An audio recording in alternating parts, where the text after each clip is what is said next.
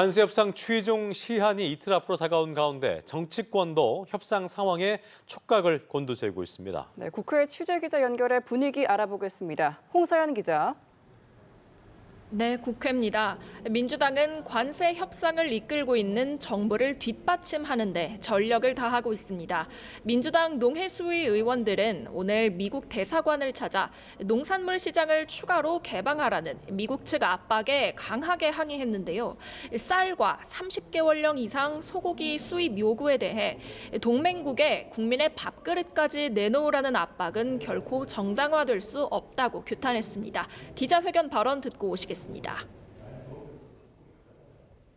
대한민국 농업과 농민은 더 이상 키워짤 마른 수건이 아닙니다.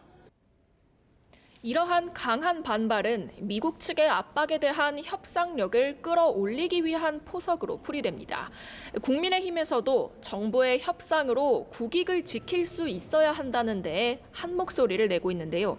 송원석 비상대책위원장은 농민들이 피해를 입는 일은 없어야 한다며 이는 여야 공통된 의견이라고 말했습니다. 특히 미국과 관세 15%로 합의한 일본의 결과를 언급하며 우리도 15%를 지켜야 한다고 지적했는데 발언 듣고 오시겠습니다.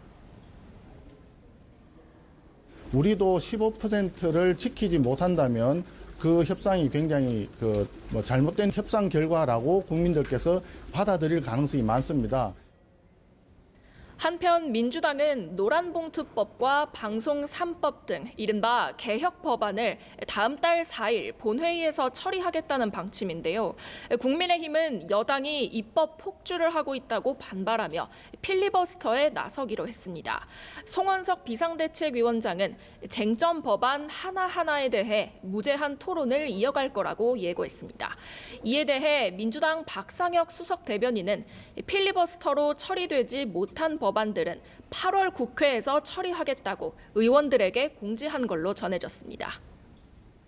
네, 여야 당권 레이스 상황도 전해주시죠. 네, 먼저 민주당에서는 전당대회를 사흘 앞두고 오늘 권리당원 온라인 투표가 시작됐습니다. 내란 종식과 사법 개혁 등을 앞세우며 선명성 경쟁을 펼치고 있는 정청래, 박찬대 후보는 막판까지 한 표를 호소했는데요. 지난 충청과 영남권 경선에서 연승을 거둔 정 후보는 처음부터 오늘까지 당심이 의심, 즉 의원들의 표심을 압도했다며 자신감을 드러냈고 연일 기자회견을 열어 야당 때리기에 주력하고 있는 박 후보는 국회 윤리특위를 여야 동수가 아닌 정당 의석 비율에 따라 구성해야 한다고 주장하며 강성 이미지를 부각했습니다.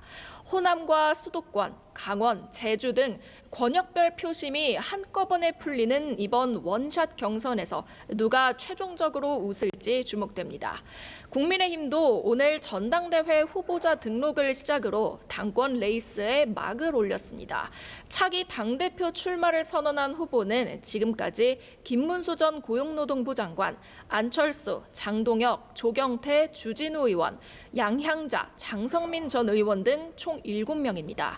다음 달 22일 당대표 최종 선출을 앞두고 이번에도 지난 대선 후보 경선 때처럼 탄핵 찬성파와 반대파로 구도가 갈리는 모습입니다. 장동혁 후보가 내일 부정선거론자 전한길 씨의 유튜브에 출연할 계획이고 김문수 후보도 출연을 검토하고 있는 가운데 조경태, 안철수 후보 등은 극우 세력과 선을 그어야 한다고 강조하고 있습니다. 국민의힘 내부의 인적 쇄신과 소속 의원들을 겨냥한 특검 수사 등에 대한 입장도 관전 포인트가 될 전망입니다. 지금까지 국회에서 전해드렸습니다.